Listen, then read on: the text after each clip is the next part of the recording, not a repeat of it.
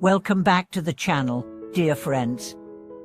Have you ever wondered why so many of us reach the age of 40 before we finally grasp what spiritual practice truly means? Have you ever paused to ask yourself whether the struggles, joys, and lessons of your first 4 decades were quietly preparing you for a deeper journey? Today, we explore 2 profound ideas. First, that the rhythms of life, challenges, relationships, and moments of stillness culminate around midlife to awaken a longing for inner transformation. And second, that true cultivation is not a youthful pursuit, but a mature calling born of experience, humility, and a willingness to see beyond the surface. In our fast-paced world, youth often chases external achievements, degrees, careers, families, but by 40, many discover a subtle emptiness that success cannot fill. It is at this crossroads that the heart turns inward, like a traveler finally realizing that the destination lies not on the map but in the unfolding of the journey itself. The midlife seeker awakens to the promise of spiritual depth. The voice of Master Maya Leon reminds us that cultivation is the art of returning home to oneself, and it is only when we have tasted life's uppers and downers that we truly long for that homecoming. By the time we reach 40, we have faced loss, joy, doubt, and wonder in ways we could not have imagined at 20 or 30. We have loved and let go, built and watched crumble, given counsel, and sought it in our darkest hours. Each experience plants a seed of insight, yet those seeds remain dormant until the conditions of midlife, perhaps a crisis of meaning or a whisper of disillusionment, awaken them. In this fertile ground, spiritual practice transforms from an abstract ideal into an urgent necessity, offering guidance amid uncertainty and solace amid sorrow.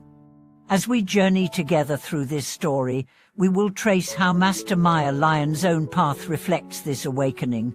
We will uncover the hidden lessons in everyday encounters that prepare us for practice, and we will discover simple but powerful methods to nurture our inner life, methods that resonate most deeply when they arise from the wisdom gained through 40 years of living. Let us begin by stepping into Master Maya Lion's world. Born into a household of scholars, he spent his youth immersed in books, memorizing sutras without fully understanding their heart. His early years were marked by ambition and the desire to excel, yet despite numerous accolades, he felt a persistent longing he could not name. It was only after he reached his late 30s, when family responsibilities, societal expectations, and personal regrets coalesced into a profound restlessness, that he encountered a teacher who challenged him to look beyond words and concepts. Rather than offering new doctrines, this teacher guided him to sit in silence, to observe the flow of breath, and to listen to the stirrings of his own heart. At first, Maya Leon resisted. He was restless, thoughts racing with to-do lists and scholarly debates. Yet each day he returned to the cushion, determined to stay for just a few minutes. Then, one morning as the sun rose over the temple garden, he noticed the subtle interplay of light and shadow on the mossy stones. In that silent witness he felt a stirring of awe, a recognition that life itself was more than analysis, that truth was woven into each breath and each ray of sunlight. In that moment, practice ceased to be an obligation and became a living presence. Over the following years, the habits she formed: meditation at dawn, mindful walks through the bamboo grove, simple acts of service, transformed his experience of every moment. Yet none of this would have taken root without the soil of his 40-year, the regrets that taught humility, the studies that sharpened his mind, the relationships that revealed love and loss. The turning point came when he was invited to teach monks half his age. At first, he felt inadequate. How could a middle-aged man speak to eager youths brimming with energy and idealism? But as he shared his own doubts, his early failures, and the gentle practices that had carried him through storms of mind and heart, the young disciples listened raptly. They did not come for polished lectures but for authentic guidance. He realized then that true cultivation was not about perfection, but about sincerity, about showing the wounds as well as the healing.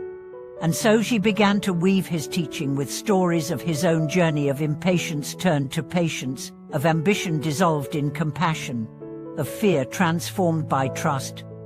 Meanwhile, back in the wider world, ordinary people were awakening too. Alora in her 40s found herself questioning the endless rush for billable hours. A father of two began to notice that each bedtime ritual held a profound lesson in presence. A small business owner felt inexplicably drawn to songs sung by pilgrims in the countryside. In each case, midlife unearthed a hunger not for more possessions or accolades but for clarity and peace. The same teachings that had once seemed abstract now offered concrete soul, the practice of turning attention inward, of greeting each emotion with kindness, of witnessing thoughts without getting lost in them. This inner turning is not a rejection of life, but a re-embracing of it. Master Mylyon emphasizes that practice is not an escape into solitude, but a deepening of engagement with family, friends, work, and the world at large.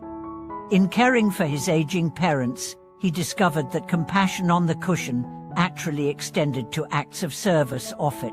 In walking mindfully through crowded streets, she learned that each passerby carried a story as vivid and fragile as his own. In dialogues with skeptics and seekers alike, she found that the greatest teacher is not a person, but the living moment itself. By the time he reached his 80th year, Master Mylyon's teachings had rippled across continents, touching countless lives.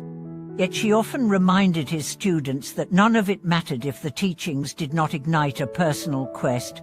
He would smile softly and ask, "Are you willing to look honestly at your own heart?" It is a question that resonates most deeply once we have navigated the first 4 decades of life, bearing witness to our own imperfections and desires. Only then do we stand ready to open the door of practice with humility and courage. Dear friends, if you find yourself standing at or beyond 40, take heart. The life you have lived is not a distraction from practice but its greatest preparation. The joys and sorrows that shaped you are the very keys to deeper insight. Each breath you take now carries the potential for awakening. Each moment invites you home. Thank you for watching this video. I look forward to sharing more reflections in our next session.